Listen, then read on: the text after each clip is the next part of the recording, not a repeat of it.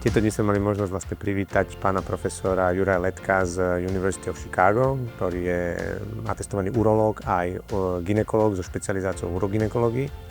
No a mali sme možnosť vlastne vidieť operácie, ktoré tu tieto 2 dni vykonával. Čo sa týka dnešných operácií, tak to sú vlastne 3 sakrokolbopexie. My v rámci gynekológie sme rozdelení na urogynekologický tým, endometriózu, myomatózu a tým onkogynekológie. A v rámci všetkých týchto gynekologických subšpecializácií, za čo sme veľmi radi, máme možnosť v tejto inštitúcii, v tejto našej nemocnici privítať zahraničných profesorov, čiže pán profesor Letko nie je ten prvý, ktorý tu u nás takto operoval, ale sme veľmi radi, že zahraniční kolegovia majú snahu sem k nám prísť operovať a jednak vzdelávať našich lekárov, náš tím a samozrejme potom aj poskytnúť pacientkám všetko, čo sa dá.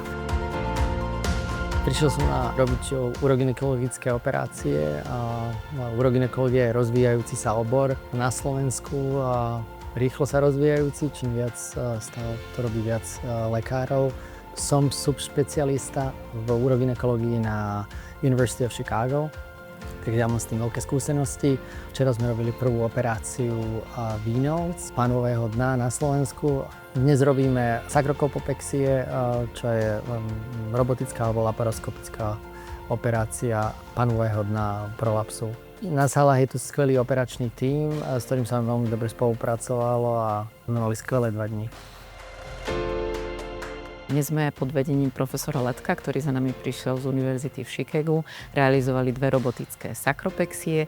Operovali sme pacientku s prolapsom, teda prepadávaním maternice, ponechávali sme krčok a na ponechanú časť krčka sme fixovali sieť, syntetický materiál, ktorý sme pripevnili na prednú časť krížovej kosti.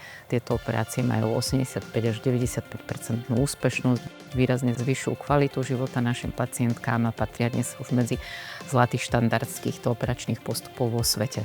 Druhý operačný výkon bol veľmi podobný s tým rozdielom, že pacientka už mala vybratú maternicu, čiže tam sme robili tento záväz na pošvový pahýl, teda to, čo zostalo po odobratí maternice a opätovne sme ho fixovali na krížovú kosť. A sme veľmi vďační pánu profesorovi, že sa s nami prišiel podeliť o svoje vedomosti.